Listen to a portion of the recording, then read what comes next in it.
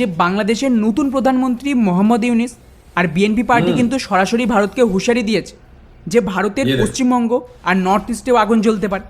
এখানে ভারতের কাছে মিলিটারি অপশন ছাড়া আর কোনো রাস্তা নেই। বাংলাদেশের যে বর্তমান সরকার আর ক্ষমতাধারীরা রয়েছে তাদের আইডিयोलॉजी जिहादी और आतंकवादी टाइप। अस्सलाम वालेकुम व्यूअर्स, मैं हूं एहसान खान और आप देख रहे हैं यूट्यूब चैनल एहसान रिएक्शन विद एहसान। इंडियन मीडिया कह रहा है कि बांग्लादेश के ऊपर अटैक कर दें, मिलिट्री अटैक कर दें और इसको कैप्चर कर लें, इसको कब्जे में ले लें। और ये भारत को भारतीय मीडिया कह रहा है क्योंकि वहाँ पर जो हिंदू हैं उनके ऊपर अटैक हो रहा है और वहाँ पर जो भारतीय हैं वो महफूज नहीं, हिंदू धर्म के लोग महफूज नहीं। और जो ये अब हुकूमत है ये एंटी इंडिया है डॉक्टर मोहम्मद यूनुस की, लिहाजा इसको कैप्चर कर लेना चाहिए। और क्योंकि नॉर्थ ईस्ट रीजन और फिर वेस्ट बंगाल के कुछ हिस्से आपको पता होना चाहिए वो डिपेंड करते हैं बांग्लादेश के ऊपर। ये स्टोरी तो मैं बताऊंगा आपको बाद में, लेकिन क्या भारत बांग्लादेश को कैप्चर कर सकता है, ये सवाल है। ये सवाल का जवाब आपने भी देना है कमेंट सेक्शन में, लेकिन मेरी तरफ से भी इसका जो जवाब है वो ये है कि एब्सोल्युटली नॉट। ये सोचना भी मत कि आप बांग्लादेश को कैप्चर कर लेंगे। आपकी ये सोच, मैं कहता हूं कि जो बांग्लादेशी है ना, ये एक कौम है, जब ये खड़े होते हैं ना तो दुनिया की बड़ी से बड़ी पार को नाको चने चबवा देते। और आप क्या हो, और आप तो इनके आगे कुछ भी नहीं है भाई। ये आप ये ना समझे कि बांग्लादेश की फौज छोटी फौज है। बांग्लादेश की 17 करोड़ फौज है। बांग्लादेश का हर आदमी एक सोल्जर है। उनके पास बहुत एक्सपीरियंस है लिबरेशन वार का। और आप किस तरह से कह रहे हैं कि आप हमला करते हैं बांग्लादेश के ऊपर। असल में जो डॉक्टर मोहम्मद यूनुस का एक इंटरव्यू था एनडीटीवी को दिया गया, यानी इंडियन टीवी को, उसमें उन्होंने कहा था, जब उनसे सवाल किया गया फॉरेन पॉलिसी के ऊपर और उनके टन्योर के बारे में, आपकी हुकूमत कब तक रहेगी, उन्होंने कहा कि स्टूडेंट्स चाहते हैं कि 3 से 6 साल तक मेरी हुकूमत है, यानी स्टूडेंट्स चाहते हैं। डॉक्टर यूनुस नहीं चाहते क्योंकि उसको लेकर आने वाले भी तालिब इल्म ही हैं। तो फिर उन्होंने कहा कि फॉरेन पॉलिसी हमारी भारत के साथ देखें, वो कह रहे हैं कि अगर बांग्लादेश के अंदर अमन नहीं होगा, पीस नहीं होगा और इधर हिंदुओं के मंदिरों के ऊपर हमला होगा, इंतशार फैलाने की कोशिश की जाएगी और भारत हमारी हेल्प नहीं करता, हेल्प की सूरत में पैसे वाली हेल्प नहीं, वो कह रहे हैं कि अवाम के साथ यकजहती नहीं करता, सोलिडरिटी नहीं दिखाता, तो फिर इसका मतलब ये हो गया कि भारत स्टेबिलिटी चाहता है, भारत अमन बांग्लादेश में नहीं चाहता। तो वो कह रहे हैं कि अगर भारत साजिश करेगा, भारत अमन नहीं चाहेगा, तो ये इनडायरेक्टली बातें थी डॉक्टर मोहम्मद यूनुस की उस चैनल के ऊपर। डायरेक्टली डॉक्टर यूनुस ने ये बातें नहीं कही, मैं आपको ये भी बार बार कह रहा हूं। तो उन्होंने कहा तो फिर ये नहीं हो सकता कि बांग्लादेश में आग लगे और जो भारत है वो आराम से बैठा रहे, उसको कोई असर अफेक्टेड ना हो। यानी वो कह रहे हैं अगर बांग्लादेश में अमन नहीं आता, बांग्लादेश में इंस्टेबिलिटी आती है, तो जो वेस्ट बंगाल है या फिर नॉर्थ ईस्ट रीजन 7 सिस्टर हैं वो भी अफेक्टेड होंगी ऑटोमेटिकली, वो नहीं बच सकेंगी, वो भी इससे मुतासिर होंगी। और इस बयान को लेकर के जो इंडियन मीडिया वो कह रहा है कि ये डायरेक्टली हमें इसने धमकी लगाई है यूनुस ने, और इससे बेहतर है कि आप उसके ऊपर हमला कर दें, बांग्लादेश के ऊपर। भाई हमला करना आसान है, और फिर आप क्या आप कर सकते हैं हमला, आपके अंदर इतनी जुर्रत है, आप ये बिल्कुल हरकत नहीं कर सकते।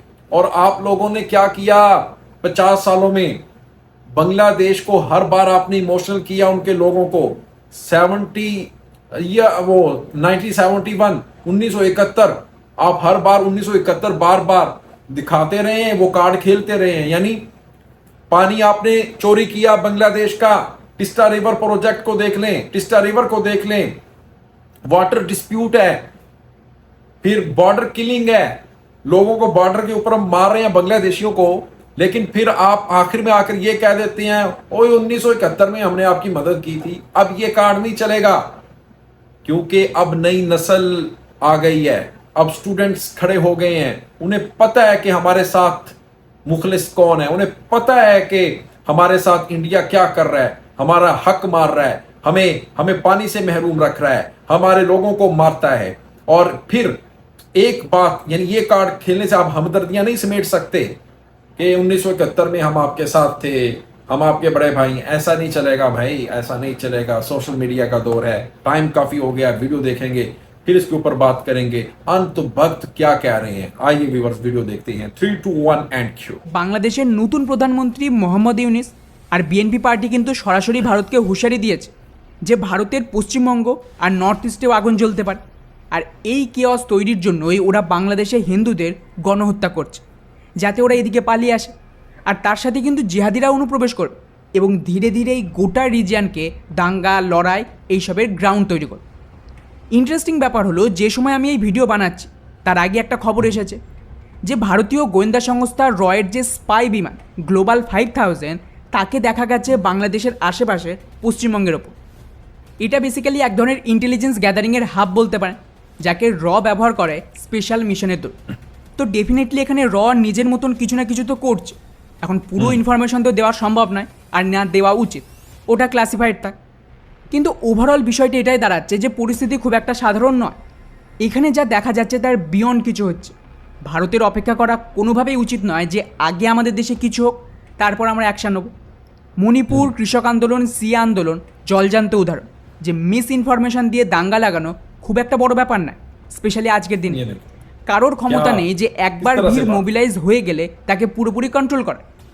উপরন্তু সমস্ত সোশ্যাল মিডিয়ায় যান, ওরা স্পেসিফিক টাইপের ভিডিও আর ইনফরমেশন ব্লক করে দিয়েছে। এটা দেখুন, গতকালই বাংলাদেশের হিন্দুদের ওপর তৈরি ভিডিও আর আমার পোস্ট আমার চ্যানেল থেকে টেক ডাউন করে দিয়েছে। টুইটারে প্রচুর অ্যাকাউন্টে ওরা টেক ডাউন করছে এবং পুরো অ্যালগোরিদম এমনভাবে কাজ করছে যে স্পেসিফিক ইনফরমেশনকে সামনে পুশ করছে, যাকে আপনি ইনফরমেশন ওয়ারফেয়ার বলতে পারেন। সব সোশ্যাল মিডিয়া আমেরিকা, ভারত কিচ্ছু করতে পারবে না, আর না আমাদের কাছে অল্টারনেটিভ আছে। এমন পরিস্থিতিতে যদি ওরা চায়, আপনাদের মনে হয় যে সরকার সোশ্যাল মিডিয়ার যুগে দাঁড়িয়ে এত বড় দেশে মিস ইনফরমেশনকে এত কম সময়ে কাউন্টার করতে পারবে? কত জায়গায় ইন্টারনেট পরিষেবা বন্ধ করবে? অসম্ভব ব্যাপার। এখানে ভারতের কাছে মিলিটারি অপশান ছাড়া আর কোনো রাস্তা নেই।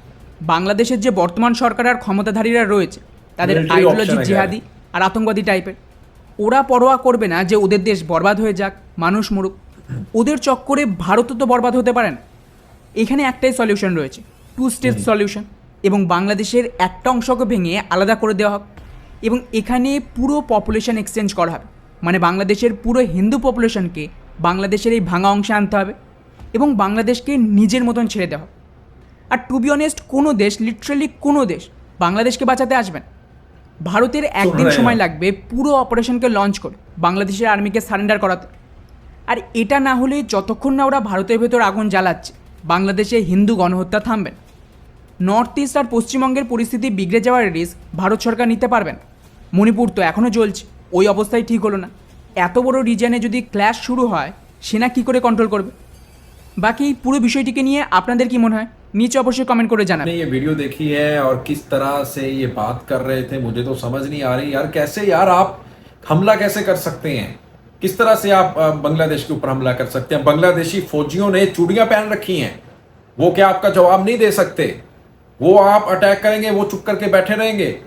आपने, मैंने पहली वीडियो में बात की है किस तरह से बीजेपी ने अब रिवेंज लेना शुरू कर दिया है, मास्टर शेल मारा है भारत की तरफ। उनको बताया है कि अब अगर आपने इस तरह की कोई भोंडी हरकत की तो हम आपको जवाब देंगे, हम आपको बताएंगे कि हम क्या हैं। बहुत सब्र कर लिया, लगातार 15 साल शेख हसीना की हुकूमत रही है तो सब्र करते रहे हैं, अपने लोग मरवाते रहे हैं, लेकिन उफ तक नहीं कहा इन्होंने भारत को। लेकिन अब की बार ऐसा नहीं होगा। व्यूअर्स, आप भी बताइएगा इस वीडियो के बारे में कैसी यार बातें हो रही हैं कि हम हमला कर देंगे, मोदी को हमला कर देना चाहिए, मिलिट्री अटैक कर देना चाहिए। भाई आपकी नॉर्थ ईस्ट रीजन, आपकी वो स्टेट्स, उनका क्या बनेगा? जो भारत, जो बांग्लादेश के बगैर वो रह नहीं सकती। और एक बात मैं आखिर में आपको बता दूं कि बांग्लादेश भारत के बगैर रह सकता है, लेकिन भारत बांग्लादेश के बगैर नहीं रह सकता। इसी के साथ मुझे दें इजाजत और अपना बहुत ज़्यादा ख्याल रखिएगा। अल्लाह हाफिज।